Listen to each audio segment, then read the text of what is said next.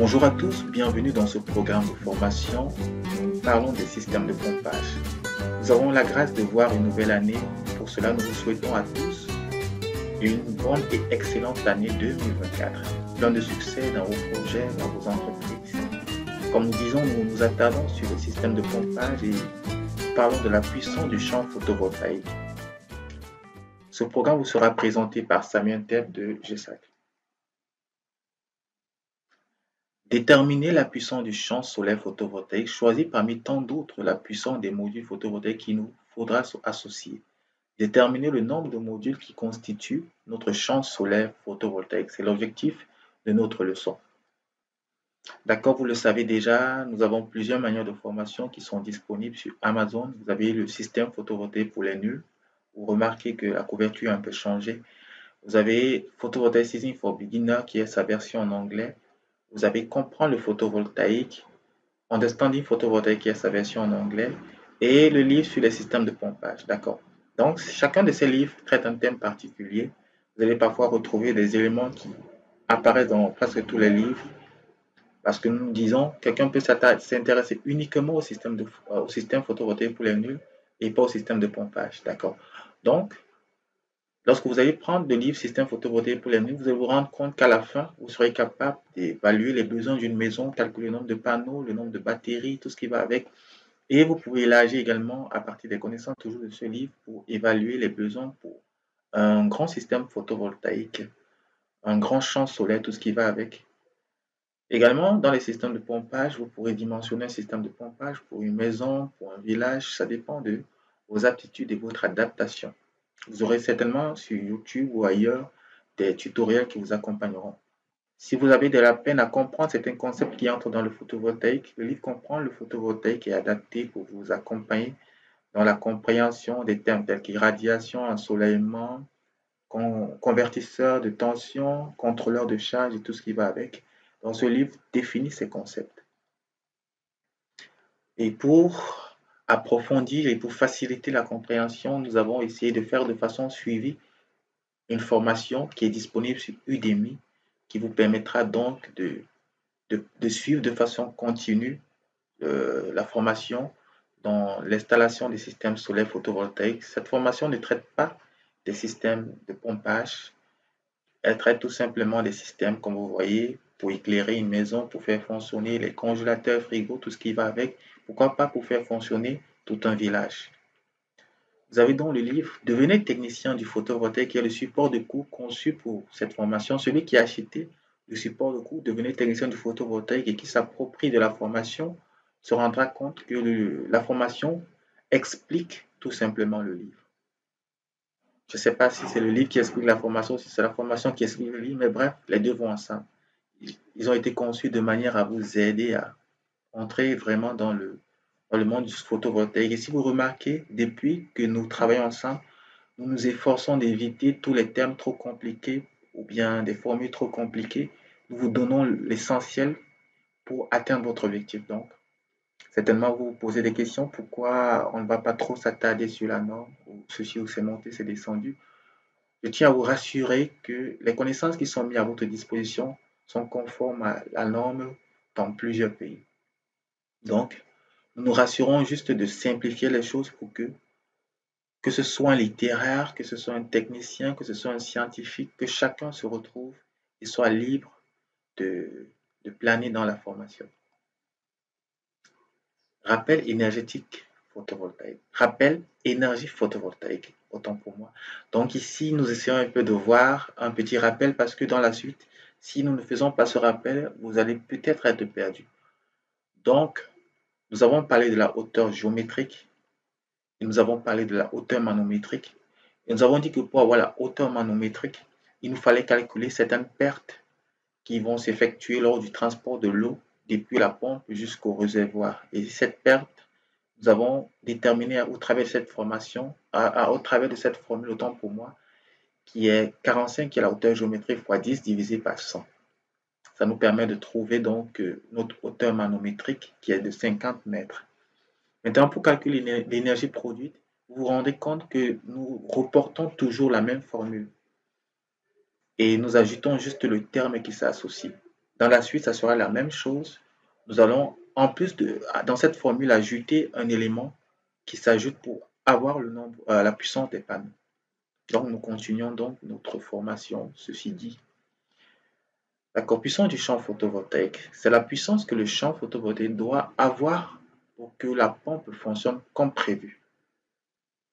Donc, nous allons essayer de faire une petite comparaison entre l'énergie produite et l'énergie, cette énergie, parce que partout, nous ne faisons que dire que énergie P, énergie produite là, par l'énergie que le champ photovoltaïque va produire équivaut à cet élément.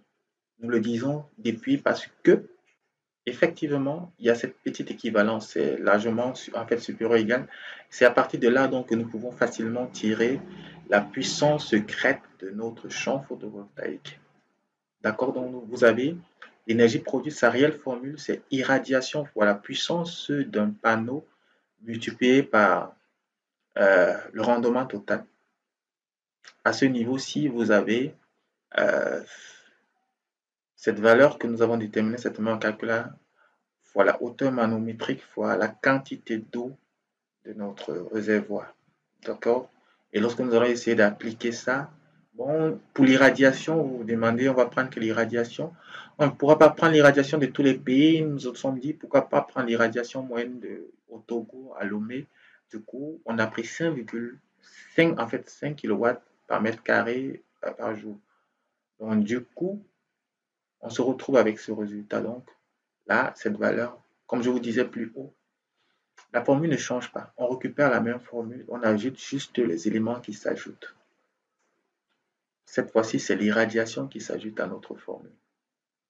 L'irradiation de votre pays, de la ville dans laquelle vous vous situez, ainsi de suite. Donc, du coup, on obtient donc ce résultat. Donc, nous avons un panneau solaire d'une puissance de 408,75 watts crête. Nous allons aller pour déterminer le nombre de modules. Pour avoir donc le nombre de modules, on va faire la puissance du générateur qu'on vient d'obtenir divisé par la puissance d'un module. Il est donc question pour nous de déterminer, de faire le choix du module. Quel est le module qui va nous aller le mieux? Dans notre cas, nous avons pris un module de 100 watts. Quelqu'un aurait pris un module de 160 watts. Quelqu'un aurait pris un module de 200 watts ou de 260. Ça dépendrait vraiment de vous.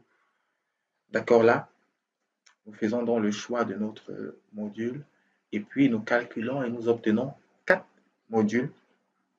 Et l'ensemble, l'association de ces modules nous permettra d'obtenir notre panneau.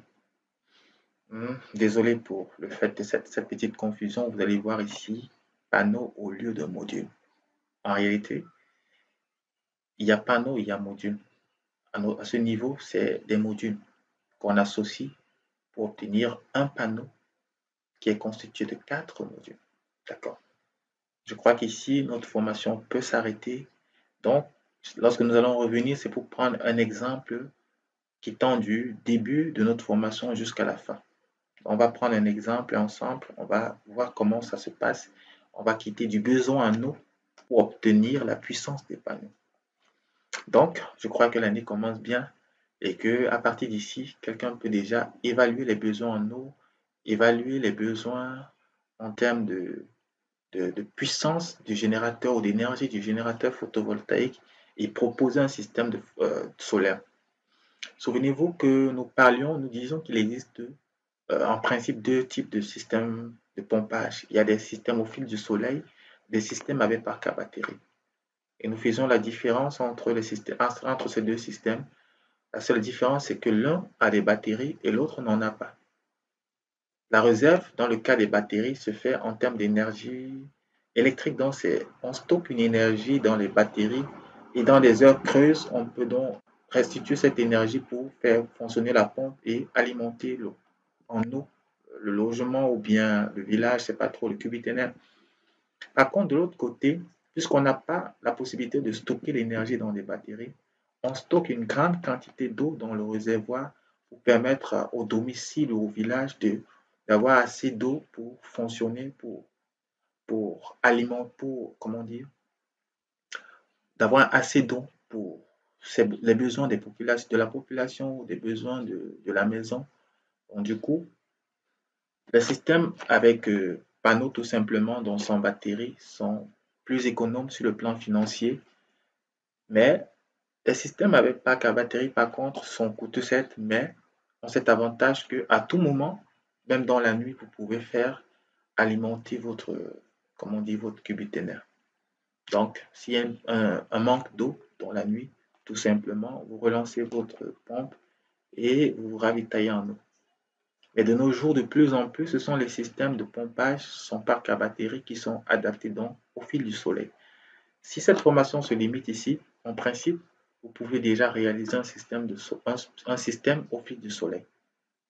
Et si dans la suite nous ajoutons des batteries, vous comprendrez que nous associons, nous entrons dans un autre type de système qui est le système avec parc à batterie. Pour le calcul des sections de câbles, nous n'allons pas nous attarder. Dans les vidéos précédentes, nous avons appris comment calculer la section de câbles. Au point où nous sommes parvenus, vous pouvez calculer la section de câbles, vous pouvez déterminer les types d'équipements de protection qui vont entrer en jeu, vous pouvez déterminer un tas de choses, même la capacité du parc à batterie, vous le pouvez. Mais dans le temps, nous allons voir comment continuer dans notre formation pour vous apprendre comment déterminer la capacité de votre parc à batterie dans ce type de projet en particulier. C'était tout. Nous vous disons à très bientôt pour la suite et nous vous encourageons à partager cette vidéo, à liker et à vous abonner à notre chaîne pour permettre aussi l'agrandissement de la chaîne et permettre à d'autres personnes bien sûr de bénéficier de ces formations qui sont adaptées certainement pour les littéraires, les techniciens, les généralistes, comment dire, les scientifiques. À très bientôt.